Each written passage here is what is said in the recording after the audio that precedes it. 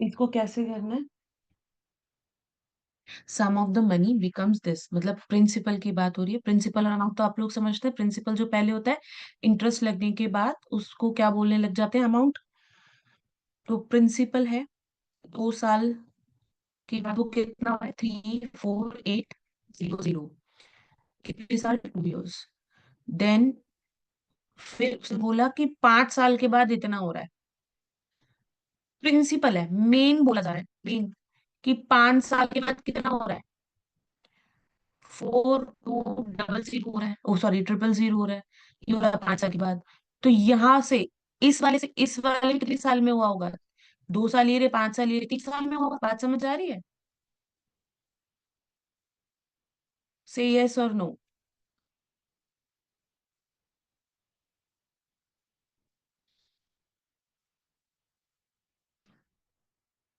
ठीक है ना, ये समझ आ गया तो सब समझ आ गया। तो अब देखो, अगर 3 साल में ये कितना हो रहा है, 42034860, कितना आ रहा है आंसर, 7200। ठीक है, माइनस कर लेना। मतलब इससे इससे कित फ्रॉम दिस टू दिस कितना अमाउंट बढ़ गया 3 साल में, थ्री सॉरी 7200। तो एक साल में कितना हो गया होगा, 7200 डिवाइडेड बाय 3। तो ये कितना हो गया, एक साल में कितना निकाला है, 2400। ये जो 2400 निकल के आया है, ये क्या है, सिंपल इंटरेस्ट है, जो पर ईयर आपको मिल रहा है। Are you getting my point?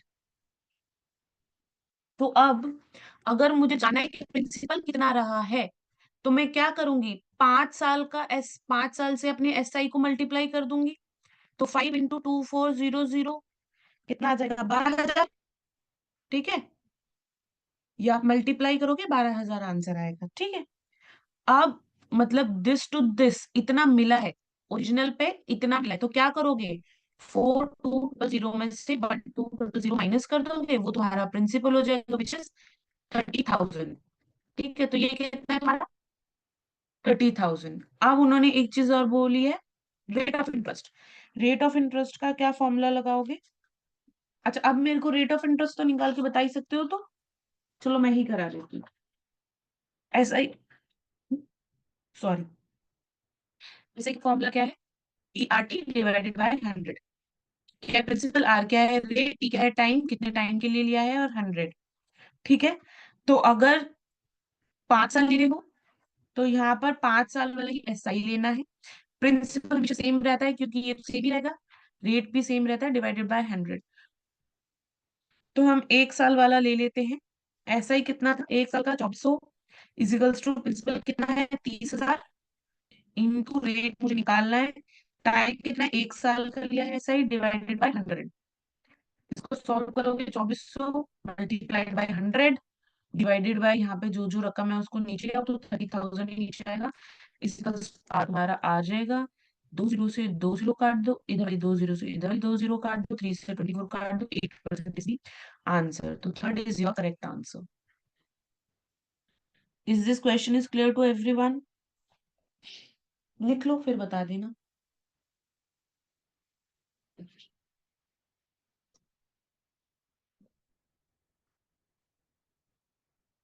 ठीक है, ठीक है। नाउ नेक्स्ट इज, सबको क्लियर है ना? कुछ नहीं है, बेसिक प्रिंसिपल पढ़ लोगे, इसका क्लियर हो जाएगा। पहले क्वेश्चन को समझ के करोगे ना, तो वहां पे निकल जाएगा। ऐसा कोई हार्ड कोर नहीं होता, पर वहां पे थोड़ा सा दिमाग ठंडा रखो बस। पानी लेके जाना अपना खुद का, थोड़ा बस पतीले में पीते रहना। ऐसा नहीं है बिल्कुल ही पानी पीने का भी टाइम ना खुद को। पानी पीते हैं तो वाटर कंटेंट हमारी बॉडी में होता है, तो कूल डाउन करता है। ठीक है, तो दिमाग अच्छे से काम कर पाता है। नाउ ये क्वेश्चन बताओ।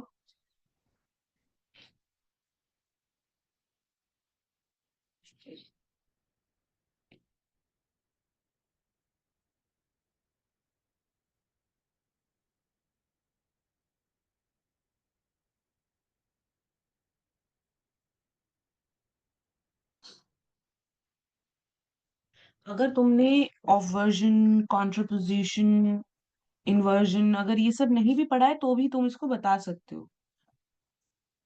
बस थोड़ा सा ना सेंटेंस को ढंग से पढ़ो। देखो, which of the following statements are logically equivalent. ठीक है, लॉजिकली इक्विवेलेंट। तो सबसे पहले कौन सा बोल रहे हैं? All cats are carnivorous animals. ठीक है, all non carnivorous animals are non cats. ठीक है, जब उन्होंने बोल दिया कि कार्निवोरस जितनी भी कैट होती है वो कार्निवोरस होती है, तो अगर जो कार्निवोरस नहीं है वो कैट नहीं हुए। लॉजिक है कि नहीं है? Just tell me one thing.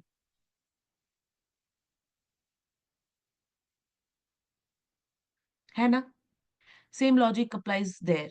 No cats are non carnivorous animal. जब उसने बोल दिया सारी कैट्स कार्निवोरस एनिमल्स ही हैं, तो इसका मतलब कोई भी कैट नॉन कार्निवोरस नहीं होगी। A B C. ठीक है, तो यहाँ पे एक तरीके से सब में ऑल की फॉर्म में बात हो रही है। यहाँ पे क्या है? Some carnivorous animals are cats, some is totally different. तो वन ऑप्शन होना चाहिए। Let's see. हाँ, option one is the correct option. अब देखो, अगर इसको तुम उसकी फॉर्म में पढ़ोगे, ऑब्वर्जन और कॉन्ट्रपोजिशन वाला, तो ए को तो हमने रेफरेंस ही लिया है, all cats are carnivorous animals. B में क्या लगाया है? बी में ऑब्वर्जन लगाया हुआ है। ठीक है, ऑब्वर्जन में क्या करते हैं? जैसे ऑल टाइगर आर लॉयल, तो ऑब्वर्जन में स्टेप वन में क्या करते हैं? क्वांटिटी चेंज करते हैं सबसे पहले। No tiger are loyal. उसके बाद क्या करते हैं? उसके बाद प्रेडिकेट को चेंज कर देते हैं। प्रेडिकेट क्या होता है? ये वाला। और सब्जेक्ट होता है ये वाला। कैसे चेंज करते हैं? No tiger are non loyal, ये कर देते हैं। तो ये होती सेम है। तो उसने बोला ऑल टाइगर लॉयन, सारे टाइगर लॉयन होते हैं। तो इसका मतलब तो यही हुआ ना, जब इसने लास्ट में क्या रिजल्ट करा? No tiger are non lion. कोई भी टाइगर नॉन लॉयन नहीं हो सकता, लॉयन वाला ही होगा अगर इक्वेशन पे जाओ तो। तो यहाँ पे इसने ऑब्वर्जन लगाया है और यहाँ पे कॉन्ट्रपोजिशन लगाया है। सॉरी, कॉन्ट्रपोजिशन, हाँ कॉन्ट्रपोजिशन लगाया है। कॉन्ट्रपोजिशन में कुछ नहीं करते हैं, जो ये वर्ड्स होते हैं ना उनके आगे नॉन नॉन लगा देते हैं। सिंपल।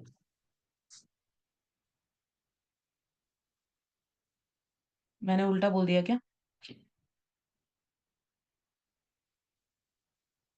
ठीक है, ये वाला कॉन्ट्रपोजिशन है। सॉरी, ये वाला बी वाला कॉन्ट्रपोजिशन है और सी वाला वर्जन। ठीक है। हाँ हाँ हाँ, बात समझो। This is what? Contraposition, and this C वाला इज ऑब्वर्जन। मैंने उल्टा बोला है। कॉन्ट्रपोजिशन में क्या होता है? ये जो all cats are carnivorous animals है ना, कैट्स के आगे भी नॉन लगा देते हैं। पहले तो चेंज कर देते हैं सब्जेक्ट को प्रेडिकेट से, और फिर दोनों के आगे नॉन लगा देते हैं। ये होता है कॉन्ट्रपोजिशन। ठीक है, चेक कर लेना आप लोग अपने नोट्स में, जिनको डाउट हो। अदरवाइज मैं जो कह रही हूँ वो सही है। ठीक है, सबसे पहले सब्जेक्ट को प्रेडिकेट से चेंज करते हैं और फिर उनके कॉम्प्लीमेंट्रीज के आगे नॉन नॉन लगा देते हैं। और ऑब्वर्जन मैंने अभी बता ही दिया आपको, ये वाला ये बताया है, ये सी वाले का है, ऑब्वर्जन का है। कि किसी को कोई डाउट है इसमें कुछ? देखो, ये हमने कॉन्ट्रपोजिशन, ऑब्वर्जन और इन्वर्जन क्यों पढ़ा है? क्योंकि अब की बार तो इन्होंने सिर्फ ये पूछा कि लॉजिकली इक्विवेलेंट क्या है। हो सकता है अगली बार तुम्हें ये दो दे के पूछ ले कि ये वाली को, ए वाली को हमने बी में चेंज करा है, तो बताओ हमने कौन सा फॉर्म लगाया है। तो अगर वहां पे तुमने पढ़ा होगा तो तुम कॉन्ट्रपोजिशन टिक करके आ सकते हो। इसलिए तुम्हें ये क्लियर होना जरूरी है। बात समझ आ रही है? तीन ही होते हैं, पढ़ जाना अच्छा रहेगा। ठीक ठीक।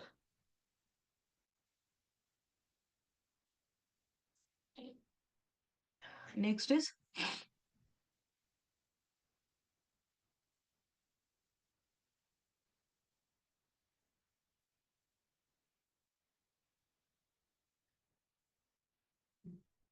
ये देखो, ये ना हमको क्वेश्चन पढ़ना ही पड़ेगा, क्योंकि ये ऐसा कुछ नहीं है कि ये बहुत ज्यादा लॉजिकली नॉलेज के साथ आया होगा। Which of the following are different types of ethnography. तो ये तो बिल्कुल ही अंदाजे से लगाना पड़ेगा। Classical ethnography, main stream ethnography, post modern ethnography, private ethnography और एक्सप्रेसिव इथनोग्राफी। तो इस कंडीशन में जो तुम्हारी इंस्टिंक्ट कहती है वो वाला क्वेश्चन लगाना। अब देखो, खुद एंटी कंफ्यूज हो गया कि उसने क्या दिया है। एक आधा क्वेश्चन तो ये लोग ड्रॉप करते ही करते हैं। तो कृपा करके ये चाहे मत करके आना कि मैं ना इस वाले को बाद में फिल करता हूँ या करती हूँ। बाद में रिपीट जाने का मौका नहीं मिलता। कभी कभी टाइम बिल्कुल डॉट पे पेपर खत्म होता है। तो कृपा करके जिस क्वेश्चन को आप पढ़ते जा रहे हैं, फर्स्ट स्टेज में नहीं भी समझ आ रहा ना, टाइम भी नहीं भी लगाना है, तो 2 सेकंड उस क्वेश्चन को देखो और तुम्हें लगता है लॉजिकली क्या ऑप्शन होगा, वो वहां से टिक करके ही आगे बढ़ो। क्योंकि मेरा पेपर डॉट पे खत्म होता था, डॉट टाइम से 2 मिनट या 1 मिनट पहले। फिर इतना टाइम नहीं बचता कि मैं जाऊं वापस के मैंने वो छोड़ रखे थे जिनमें मैं इत्मीनान से पढ़ूंगी क्वेश्चंस को, फिर टिक करूंगी। नहीं, ये चालाकी नहीं करनी है। क्योंकि हो सकता है जो आपको नहीं आया वो एनटीए भी ना आया और ड्रॉप कर दे। तो अगर आपने उसको जरा सा भी टिक रखा है तो आपको नंबर मिल जाएंगे, ठीक है। Why I am telling this to you, because I have seen people who have been very smart and they said कि मैम, हमने तो सोचा था कि हम ना बाद में लगाएंगे पर कि अभी नहीं लगाते हैं। 10 10 15 15 क्वेश्चन अनटिक्ड छोड़ के आए हैं। ठीक है, तो ये चला कि आप लोग ना करें, लगाते चलो साथ की साथ जो लग रहा है। बाद में अगर तुम पे टाइम बचे तो तुम जाना, तुमने शीट ले रखी होगी, इस पे लिख लेना क्वेश्चन नंबर 24 दोबारा देखना है, क्वेश्चन नंबर 36 दोबारा देखना है। पर नहीं, उसका आंसर लगा के जरूर आना। बिना आंसर लगाए आगे मत चलना भाई। पता नहीं दोबारा लौटने का मिलता है नहीं, पेपर देखने का नहीं मिलता। कि टाइम मैनेजमेंट करना तो आजकल बहुत इंपॉर्टेंट हो गया है। ठीक है, इसके ऑप्शन दिए हुए हैं। Classical ethnography is a traditional form of ethnographic research. Mainstream ethnography is not a specific or a recognized type of ethnography, but refers generally to the commonly practiced or widely accepted methods in contemporary ethnographic research. हाँ, mark for review होता है। It depends on you if you want to tick it और not. वो भी read देखो, मेरा मानना ये है कि या तो तुम यहाँ से घर से इंस्ट्रक्शंस पढ़ के जाओ कि मार्क फॉर रिव्यू और ये सब। ठीक है, मार्क मार्क फॉर रिव्यू होता है टोटली कि उसका मार्क्स मिलता है कि नहीं। 5 टाइप के होते हैं ना, तो ये चेक कर लेना कि मार्क फॉर रिव्यू को जिसमें डाला है उसके मार्क्स मिलते हैं कि नहीं मिलते हैं। Are you getting my point? उसको चेकिंग पे लिया जाता है कि नहीं लिया जाता है। तो इससे बेटर ये है कि दिमाग में हेडक लेने की बजाय जस्ट सीधा लगा दो ना, एक टिक कर दो। ठीक है, एक टिक कर दो जो तुम्हें अंदर से गट आ रही है ना कि भाई मैं इसका यही लगाऊंगी और यही है, उसको तुम लगाते चलो, ओरिजिनल मार्क करते चलो। और फॉर इंस्टेंट 2 मिनट में लिख जाएगा पेपर पे। अगर तुम्हें लिखना भी है, रिव्यू के लिए करना भी है, तो वो तुम्हें याद रहेगा कि भाई कौन सा क्वेश्चन दोबारा करना है। देखो, मैंने ऐसे रिस्क कभी नहीं लिए अपने पेपर में कि मैं ग्रीन पर्पल येलो रेड और पिंक ऐसे कर करके खेलूं अपने पेपर के साथ। मेरे से नहीं होता था, तो आई जस्ट टिक डायरेक्टली। और अगर मुझे रिव्यू भी करना होता तो वैसे तो मेरे दिमाग में स्टक हो जाता था कि हाँ ये वाला क्वेश्चन मुझे दोबारा देखना है। Otherwise I will write it down और I will see and check it if I have a time दो। ठीक है, it's totally up to your choice, but please paper पढ़ के अच्छे से इंस्ट्रक्शन पढ़ के देख के तब करना। और ये सब अगर मॉक में ही पढ़ जाओगे, घर से ही पढ़ जाओगे तो ज्यादा बेटर है। वहां पे आधा घंटा वैसे तुम्हें दिया जाता है, तो इत्मीनान से पढ़ के लिख लेना। बस क्लैरिटी होनी चाहिए दिमाग में, बहुत ज्यादा क्लैरिटी होनी चाहिए कि कोई भी टेंशन होनी ही नहीं चाहिए। मेन स्ट्रीम इथनोग्राफी, ठीक है, ये हमने पढ़ लिया। Post modern ethnography challenges traditional ethnography practices by questioning objectivity and authority of the researcher। तो ये तो हो ही नहीं सकता। प्राइवेट इथनोग्राफी कोई स्टैंडर्ड टाइप ऑफ इथनोग्राफी है ही नहीं, तो पढ़ के भी लगा। Expressive ethnography emphasizes the use of a creative and artistic form to represent culture and experiences। ठीक है, तो ये वाले क्वेश्चन होते हैं जो एनटीए को ड्रॉप करने ही करने होते हैं। 1 2 एनटीए डालता है ऐसे, और ये बहुत काम आते हैं। देखो, इस क्वेश्चन को अगर तुमने कभी नहीं भी करा है तो देखो, पढ़ो क्या बोल रहे हैं। Toxic substances that damage kidney are called as. अगर तुम्हें थोड़ा सा भी अपना 10वीं 12वीं का पढ़ा हुआ याद है, तो किडनी में नेफ्रॉन्स होते हैं। ठीक है, नेफ्रॉन्स क्या करते हैं? फिल्टरिंग यूनिट्स होती है किडनी की, है ना, रिमूव करती है वेस्ट को और access fluid from the body. तो यहाँ पे नेफ्रोटॉक्स लिखा हुआ है, रिले करो, टिक करो और आगे बढ़ते बढ़ो। टाइम ही वेस्ट नहीं करना है बिल्कुल भी। ऐसे क्वेश्चंस के लिए मैं कह रही हूँ, ऐसे को मार्क फॉर रिव्यू में मत डालो, ऐसे सीधा टिक करके निकलोगे। टाइम ही नहीं है तुम पे वापस आने का, मुझे पता है। ठीक है, अब देखो हेमाटोटॉक्सिक क्या होता है, न्यूरोटॉक्सिक क्या होता है, साइटोटॉक्सिक क्या होता है, पढ़ जाओ, क्या पता एंटी दोबारा कुछ दे दे इसमें से related. हेमाटोटॉक्सिक refers to the substance that are harmful to the blood or the cells in the blood, can damage the components like red blood cells, white blood cells and platelets. Neurotoxic सबको समझ आ रहा है, cause damage to the nervous system, इससे ज्यादा मुझे पढ़ने की जरूरत है ही नहीं। साइटोटॉक्सिक, साइटोटॉक्सिक में क्या होता है, मतलब तुम पढ़ लेना आराम से, तुम्हें पढ़ना हो तो पूरा। Cytotoxic refers to the substances that are toxic to cells in general. These substances can kill or damage cells, leading to the cell death. Cytotoxicity can affect various cell types in the body, including those in the kidney, while some cytotoxic substances may harm kidney cells. ठीक है, तो it is a broader term. Mainly it works on the cells, not on the kidney. More specific थी nephrotoxic, वो हमने टिक कर दी। ठीक है, next question is, हाँ ये आप लोग बताएंगे मेरे को, बताइए जल्दी जल्दी।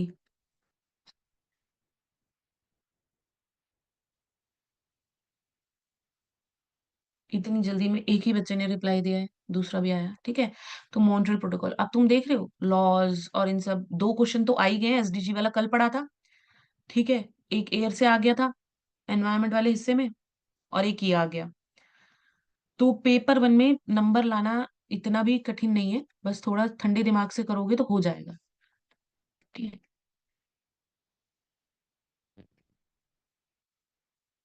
ये क्वेश्चन भी बिल्कुल हमारी लैंग्वेज में आया हुआ है। इसमें क्या बोला हुआ है देखो, N instrument used in structured observation that mentions the categories of behavior to be observed is known as। ऐसे क्वेश्चंस में बहुत अच्छे से पढ़ना होता है, क्योंकि हमने पहले कभी नहीं पढ़ा होता है, ये नॉलेज बंदा कहाँ ही पढ़ेगा। ठीक है, एनटीए को एक दो क्वेश्चन ऐसे डालने होते हैं जस्ट टू शो दैट कि एनटीए बहुत इंटेलिजेंट है, बट ऐसा कुछ है नहीं। तो an instrument used in the structured observation that mentions the categories of behaviour to be observed, तो उसका होता है ऑब्जर्वेशन शेड्यूल। ठीक है, हाँ ऐसे भी कर सकते हो आप, इसका आंसर है ऑब्जर्वेशन शेड्यूल। देखो इसका ना डिस्क्रिप्शन दिया हुआ है, वो पढ़ोगे तो तुम्हें समझ आएगा। The instrument used in the structured observation that mentions the categories of the behavior to be observed। कौन सी कैटेगरीज, किस बिहेवियर के कौन सी कैटेगरी को ऑब्जर्व करना है, उसको ऑब्जर्वेशन शेड्यूल बोलते हैं। Category schedule is a type of a instrument, देखो ये भी पढ़ लो। Category schedule is the type of the instrument where the observe behaviour is categorised. ये जो ये काम है, ये कैटेगरी शेड्यूल में होता है under predefined categories. However, it is more specific to listing the categories of behavior but lacks the broader context of the complete observational tool।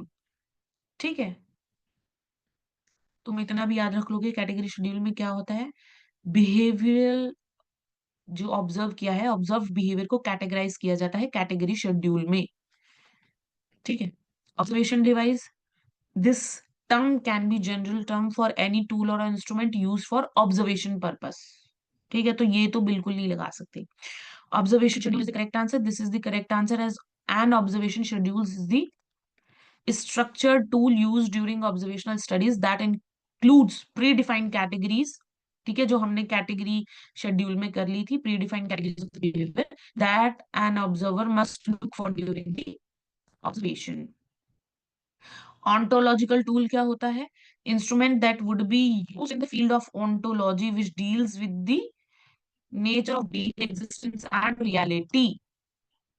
ठीक है, बिहेवियर कैटेगराइजेशन के लिए यूज किया जाता है। I hope this question is clear to everyone. कुछ नहीं है, जनरल नॉलेज है, थोड़ा याद में रखना पड़ेगा। अच्छा, अब ये वाला चुना आ गया। चलो बच्चों, क्वेश्चन नंबर 40 ट्राई करना चाहते हो कि मैं सीधा सीधा करा दूं? चलो मैं करा ही देती हूँ। ठीक है, इसमें क्या करना है, इसमें नीचे सॉल्यूशन में अच्छे से समझाया हुआ है, वहीं से कर लेते हैं। इसमें बोला है 2 person X and Y invested rupees 1500 and 20,000, sorry 15,000 and 20,000। दो बंदे हैं, एक ने 15,000 रुपए इन्वेस्ट किए, एक ने 20,000 रुपए इन्वेस्ट किए respectively in a business. At the end of the year, एक साल बाद यानी कि 12 महीने बाद, they share the profit in the ratio. जो पहले वाला था उसको 3 गुना प्रॉफिट हुआ दूसरे वाले से, 20,000 वाले से, 3:1 में हुआ है। अब जो एक्स है has invested his money for the whole year. ठीक है, for how many months Y has invested his money. अगर एक्स ने अपना मनी पूरे पूरे साल इन्वेस्ट किया है, तो कितने महीने वाई को इन्वेस्ट करना होगा, या वाई ने कितना इन्वेस्ट किया होगा, कितने महीने इन्वेस्ट किया है जब उसको 1 पार्ट ऑफ प्रॉफिट मिला है रेशो का। तो वो देखो, इसको कैसे सॉल्व करना है। Invested by X 15,000 for 12 month, invested by Y 20,000 for T months. ठीक है, टी अननोन है, वही हमें निकालना है। ठीक है, क्योंकि क्या लिखा हुआ है, eight the end of the year they share the profit. यहाँ पे ये नहीं लिखा है कि दोनों ने एक एक साल के लिए किया है, नहीं। उसने ये बोला है कि दोनों ने किया, इतना इतना प्रॉफिट आया एट द एंड। अच्छा, जो एक्स था उसने पूरे साल करी इन्वेस्टमेंट, अब वाई ने कितने महीने इन्वेस्टमेंट करी है ये पता लगाना है। तो इन्वेस्टमेंट बाय द एक्स इतनी करी है, 15,000 रुपए 12 मंथ के लिए, इसका हमें नहीं पता। प्रॉफिट शेयरिंग इनकी इतनी रही है, 3:1 में रही है। ठीक है, उसके बाद ये देखो, एक्स का प्रॉफिट लिख दिया, investment of X into time, Y का profit investment of Y into time. Equation बन गई। अब इसको सॉल्व करेंगे। प्रॉफिट के अंदर था 3:1, नीचे लिख दिया। ठीक है, 3:1, 15,000 12, 20,000 टी। अब आप इसको सॉल्व करेंगे ना, ये तो आप खुद ही सॉल्व कर सकते हैं, इधर उधर शिफ्ट करके आंसर आपका आ जाएगा 3 months, which is the right option. किसी को इस क्वेश्चन में कोई प्रॉब्लम है कि मुझे बताओ। इजी इजी इक्वेशन बनानी है और कुछ नहीं करना। ठीक है, उसने सिर्फ 3 महीने के लिए ही इन्वेस्ट करा था, उसके बाद अपना पैसा निकाल लिया, इसलिए उसका प्रॉफिट कम था।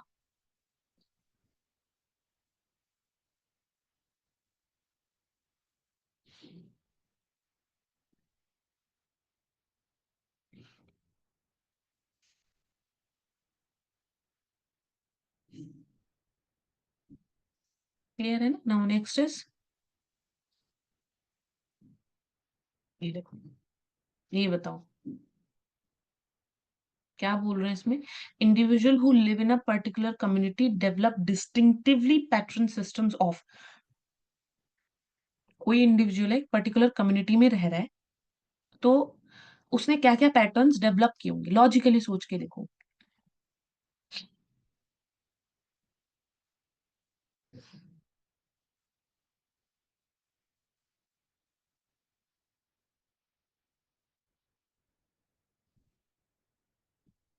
बताओ क्या लगाओगे अगर तुम पेपर में बैठे और ये क्वेश्चन तुम्हें आ जाए तो। हम्म,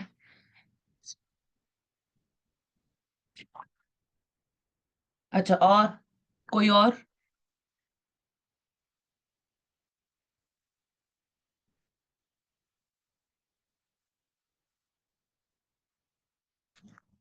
सब 4 ही लगाना चाहते हैं। Let's see what is the right answer. ओ ओ, सही आंसर है 1। क्यों है आप देखो, अगर तुम कोई इंडिविजुअल हो जो अब जाके एक पर्टिकुलर कम्युनिटी में रहने लग गए हो, तो तुम क्या डेवलप करोगे? नई इंफॉर्मेशन का डिस्ट्रीब्यूशन, वही पता चलेगा। इम्पेरिज्म का मतलब क्या होता है? इंफॉर्मेशन इम्पेरिज्म, इम्पेरिज्म का मतलब होता है policy of establishing and enforcing the rule of a nation on outside peoples और कंट्री। कोई एक रूलिंग पॉलिसी है किसी कंट्री की, वो उसको आउटसाइड द नेशन या अदर कंट्रीज पे जब इम्प्लीमेंट करना चाह रही होती है, फोर्स कर रही होती है, उसको इम्पेरियलिज्म बोलते हैं। मीडिया ओनरशिप और मीडिया मार्केटिंग यहाँ पे कहीं भी रिलेट नहीं करता है। ठीक है, तो information distribution is the correct, क्योंकि एक तरीके देखो, ये दो ऑप्शन तो कटे, सिंपल सी बात है। बचा इंफॉर्मेशन, इंफॉर्मेशन इम्पेरियलिज्म मुझे पता नहीं है क्या होता है, डिस्ट्रीब्यूशन समझ आ रहा है कि हाँ, इंफॉर्मेशन का डिस्ट्रीब्यूशन थोड़ा बढ़ जाएगा अगर पर्टिकुलर कम्युनिटी में कोई जाके रहेगा तो ये लिखा है, individual who live in a particular community develop what distinctively pattern system of information distribution. एक अलग तरीके का पैटर्न उसे पता चलेगा कि इंफॉर्मेशन को कैसे डिस्ट्रीब्यूट किया जाता है, which refers to the ways information is shared and communicated within a social or cultural group। Language दूसरी होगी या साइंस अलग होंगे, ठीक है। Are you getting my point? That is the information distribution. That distribution reflects cultural norms, social structures and flow of the information that shapes how knowledge is disseminated and assessed in that community. अगर आप tribes में जाके देखेंगे, उनके बहुत सारे rules होते हैं, उनकी लैंग्वेजेस अलग होती हैं, उनके साइंस अलग होते हैं, ठीक है, उनका इंस्टीट्यूशनल स्ट्रक्चर अलग होता है, ऑल ऑफ दैट थिंग। तो यहाँ पे थोड़ा सा अगर थोड़ा सा अवेयरनेस पढ़ोगे तो समझ जाएगा। ये बताओ, ये क्वेश्चन भी इजीली पढ़ के किया जा सकता है। Qualitative research make use of, quality की बात हो रही है, क्वांटिटेटिव की बात नहीं हो रही है। क्वांटिटेटिव में मैथ्स यूज करते हैं, क्वालिटेटिव में मतलब क्वालिटी वाइज जिन चीजों को मैथ से मेजर नहीं कर पाते उनकी बात हो रही है। Scaling, factoring, representative quotations and SPSS. SPSS क्या होता है? एसपीएसएस एक स्टैटिस्टिक्स के लिए यूज किया जाता है, वो होता है। स्केलिंग तो भाई स्केल कर रहे हो आप, क्वालिटी को स्केल कैसे कर सकते हो रश्मि? फैक्टराइजेशन मैथ्स में पढ़ा है, एसपीएसएस अभी बताया स्टैट्स में पढ़ा जाता है। रिप्रेजेंटेटिव कोटेशंस, कोटेशंस क्या है? थ्योरेटिकल है, मैथ नहीं यूज हो रहा है इसमें। Representative quotations would be the correct answer मेरे बच्चों। ये देखो, scaling refers to assigning values, आप यूज करोगे वैल्यूज और scores to the measure attitude, perceptions, preferences, ये आपका क्वांटिटेटिव रिसर्च में पार्ट आएगा। फैक्टराइजेशन मैथ में करते थे, वो कहाँ से यूज करोगे तुम? इसमें नहीं करोगे। वो वाला स्केलिंग नहीं, यहाँ पे दूसरे वाला स्केल वाला scaling, Likert scale, semantic differential scales. यहाँ पे रिसर्च की बात हो रही है, क्वालिटेटिव रिसर्च की बात हो रही है, ठीक है, स्टैट्स की बात नहीं हो रही है। ठीक है, आप लोग पहुंचे वहां पे, वो ठीक है, बट स्केलिंग यहाँ पे दूसरे वाला स्केलिंग है। ठीक है रश्मि?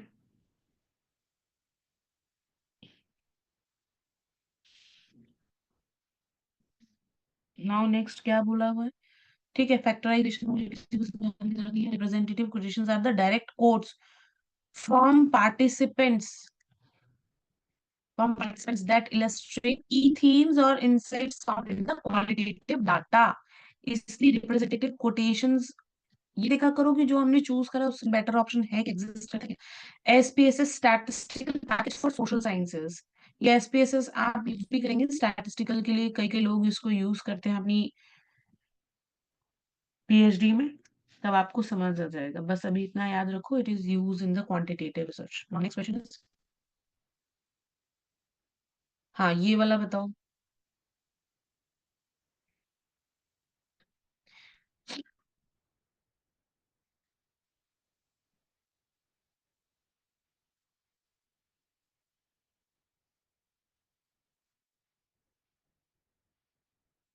क्या बोला है? According to the national education policy 2020 which of the following universal human values will be considered as an integral part of the holistic education।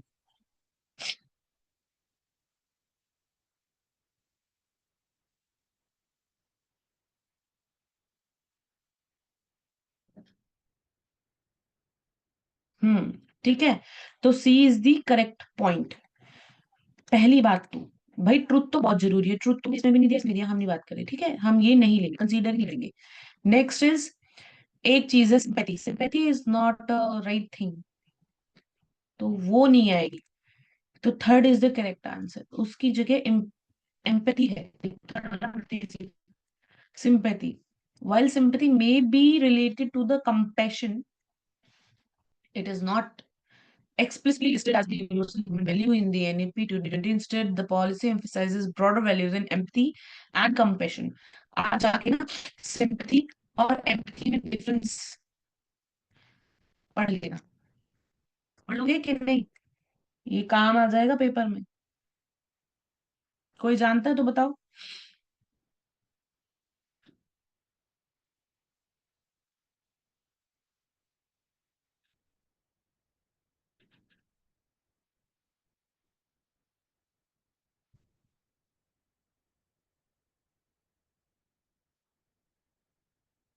नहीं पता तो कोई बात नहीं, मैं बता देती हूँ। सिंपैथी का मतलब होता है कि कोई तुम्हें कुछ बता रहा है तो उसके लिए सॉरी फील करना, अरे यार तेरे साथ तो गलत हो गया, ये तेरे ही साथ क्यों होता है, एंड ऑल, समझ रहे हो? Feeling sorry for someone else, उसके इमोशंस को फील ना करके अपनी उसमें राय, पिटी फील करना for another person.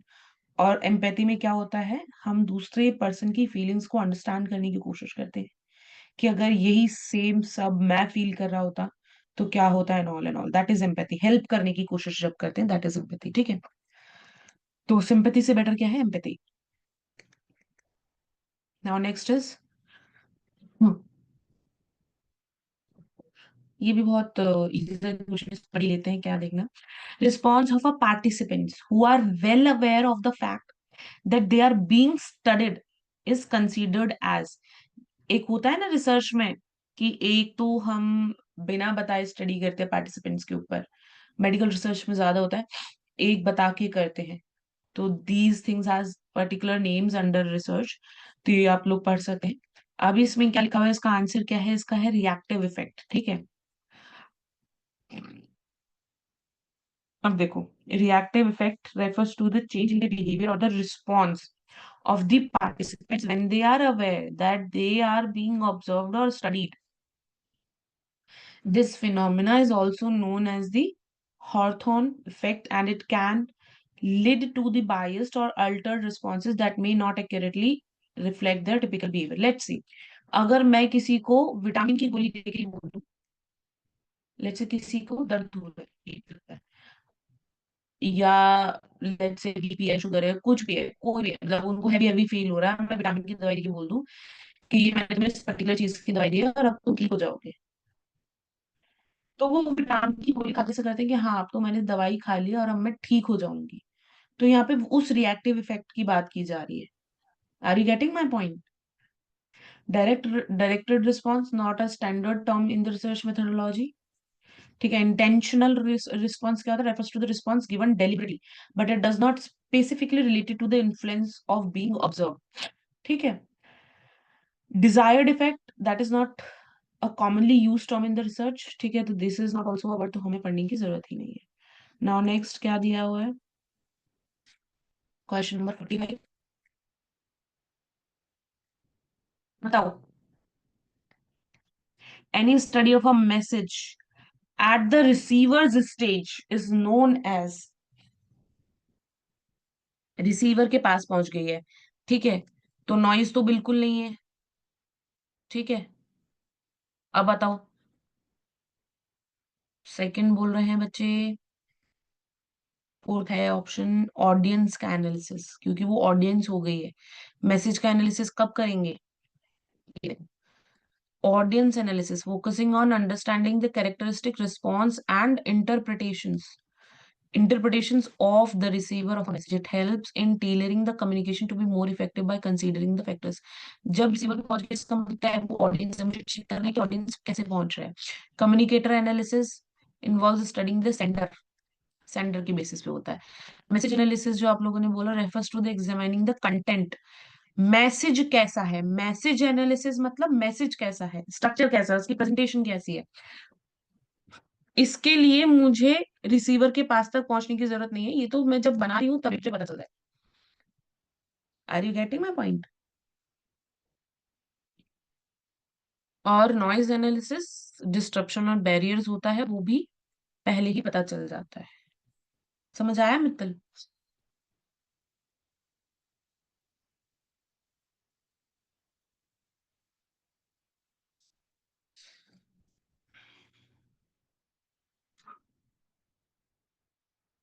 Most appropriate, yes. ठीक है, उसके बाद आप लोगों का बचता ये कॉम्प्रिहेंशन, वो मुझे कराने की जरूरत नहीं है। कॉम्प्रिहेंशन वैसे आप लोगों का इजी था इस बार, आप लोग पढ़ेंगे तो आपको पता चल जाएगा। ठीक है, पढ़ लेंगे आप लोग, पढ़ ही लेंगे।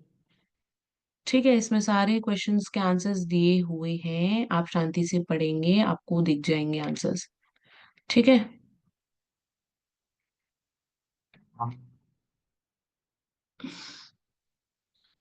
किसी को और कुछ पूछना है इसमें तो वो बता दीजिएगा। 6 डिकेड्स भी लिखा हुआ है, आपको आगे मिलेगा। 4 मिलीनिया लिखा हुआ है, आपको आगे मिलेगा। तो कृपया करके इसको पढ़ लीजिएगा, आपको एक प्रैक्टिस हो जाएगी। Does anyone have any doubt related to this? They could ask, otherwise you guys are free to go. All the best guys. दिमाग को ठंडा रख के पेपर देना, हाइड्रेटेड रहना, स्लीप पूरी कर लेना। और जब इतने दिन पढ़ लिया तो उन 3 घंटे में सोच के कुछ नहीं होगा कि अगर ये 2 क्वेश्चन नहीं आए तो क्या हो जाएगा। आगे के 30 क्वेश्चन ना भी आए तो भी चला लेना, 10 क्वेश्चन नहीं भी समझ आए तो भी चला लेना। बस शांत रहना, क्योंकि आगे बहुत सारे क्वेश्चन तुम्हें करने हैं। उन 3 घंटों में कुछ नहीं सोचना है, ऐसा सोच के जाना है मैं जेआरएफ क्लियर कर लिया, मेरे को जेआरएफ मिल गया है। सिंपल। ठीक है, सो ऑल द बेस्ट। बस अपना अब रिवाइज करो, कुछ नया पढ़ने की जरूरत नहीं है। चीजें जो मेमोराइज करनी है वो मेमोराइज करो, कॉन्सेप्ट्स नए एड ऑन नहीं करने हैं, पीवाईक्यूज पढ़ो, जो पॉइंट्स में लग रहा है डाउट है वो करो, बस दैट्स इट। ठीक है, you are welcome, you are welcome. Okay guys.